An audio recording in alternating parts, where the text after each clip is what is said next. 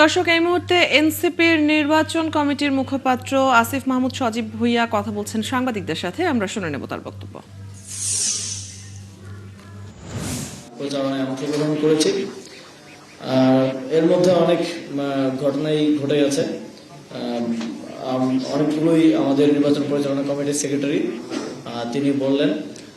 আরো কিছু বিষয় আমি বলতে চাই, যেমন আমরা বিএনপির একজন সাবেক স্বরাষ্ট্রমন্ত্রী আলতাফ হোসেন চৌধুরীর মুখে শুনলাম যে ওনারা ডিজিএফআই এবং এনএসআই এর জরিপের উপরে ভিত্তি করে প্রার্থী ঠিক করেছেন। প্রথমত এটা অত্যন্ত লজ্জাজনক এবং আমাদের গণতন্ত্রের জন্য হুমকি স্বরূপ। যখন একটা সরকার দায়িত্বে আছে, এই নির্বাচন তারা আয়োজন করছে, সেই রাষ্ট্রীয় প্রতিষ্ঠানকে কাজে লাগিয়ে একটি দল নিজেদের প্রার্থী বাছাই করছে, এটা প্রথমেই এক ধরনের অগণতান্ত্রিক এবং এক ধরনের তাদেরকে বলা যায় যে যেটা তাদের জন্মটা যেভাবে হয়েছিল এক ধরনের কিংস পার্টির আচরণ।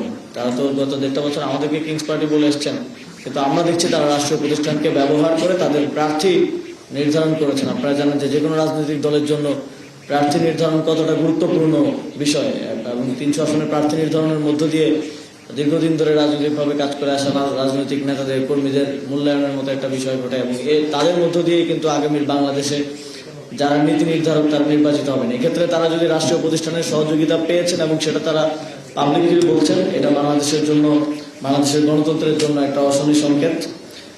আমরা লক্ষ্য করছি বিভিন্ন জেলায় রিটার্নিং কর্মকর্তারা এনএসআই এর মাধ্যমে প্রিজাইডিং অফিসার নির্ধারণের ক্ষেত্রে সেখানকার সরকারি এবং আধা সরকারি চাকরিতে যারা আছেন, যাদের প্রিজাইডিং অফিসার হওয়ার কথা, তাদের ইনফরমেশন নিচ্ছেন।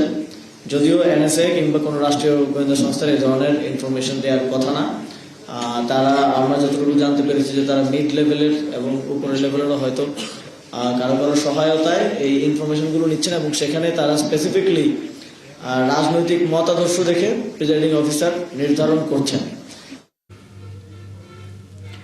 জাতীয় নাগরিক পার্টি এনসিপির ব্রিফিংয়ে কথা বলছেন আসিফ মাহমুদ সজীব ভুইয়া। আমরা এতক্ষণ সরাসরি যুক্ত ছিলাম সেখানে।